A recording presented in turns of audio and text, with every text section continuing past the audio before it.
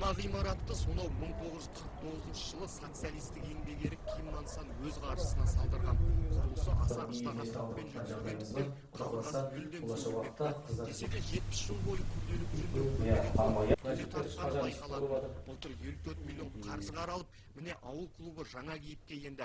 Шағын мәдениет нысанында ән би, домбыра үйірмелермен қатар әжелер ансамблімен көркемсөз үйірмесі жұмыс жасайтын болады. Халық іші қазына дейді. Құдай қаласа осы халықтың ішінен шығып жатқан таланттарды тарту біздің жұмысымыз. Шықпай жүрген таланттар болса, аудандық, облыстық, республикалық деңгейге көтерсек деген үлкен үмітіміз бар, жоспарымыз бар.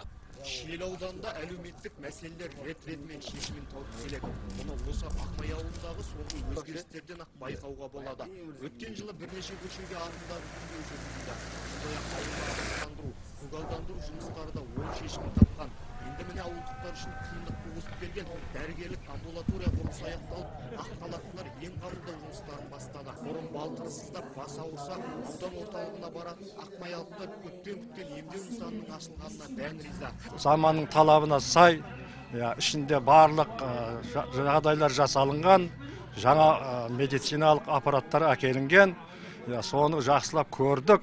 Мінекей енді ауданға шапқыламай өз ауылымызда ем алатын боламыз. Ауылда 220-ға жуық зейнеткерлер бар мысалы. Енді үлкен кісілердің бас ауырып, балтыры сыздамай тұрмайды, қартайғасын. Енді олар ауданға сабылмай, өз жерден емделе береді мысалы. Соған біз өте қатты қуаныштымыз. Гүлнұр Рысаева медициналық университетте алған білім-білігін туған жеріне кеп шыңдап жатқан жас маман. Жылдан бері дәрігерлік амбулаторияда қызмет ететін ол ауыл тұрғындарының алғысына бөленуде. Енді мынадай еңселі ғимаратта көпшілікке мұнан әрі сапалы қызмет көрсетеміз дейді ол. Халқымыз өте ризашылықта.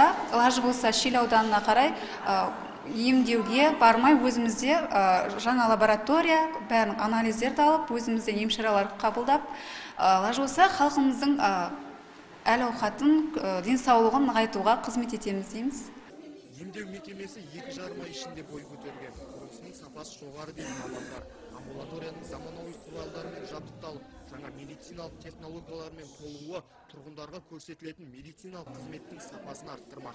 Амбулатория өте керемет, өзі жарық, өзі жаңағы төбесі биік, әкеп атқан нәрсесінің бәріне де орынды, бәрі мебелдері де, бәрі келіп, орындарымен тұрып жатыр. Біз соған өте қуаныштымыз. Міне осылайша жыл басы ағмаялықтар үшін жағымды жаңалықпен басталып отыр. Әлгінде айтқандай руханияттың ошағы болған мәдениет үйі ашылса, мынандай заманауи үлгідегі амбулаторияның ашылуы шынында да ауыл жұртшылығы үшін үлкен жаңалыққа айналып отыр. Сондықтан көпшілік көтеріңкі көңіл күйде. Еліміз аман, жұртымыз тыныш болғай. Елжас Әбілда, Бекболат Әбденов, Төрехан Қожахметов, Қазақстан Қызылорда телеарнасы, Шиелі ауданынан.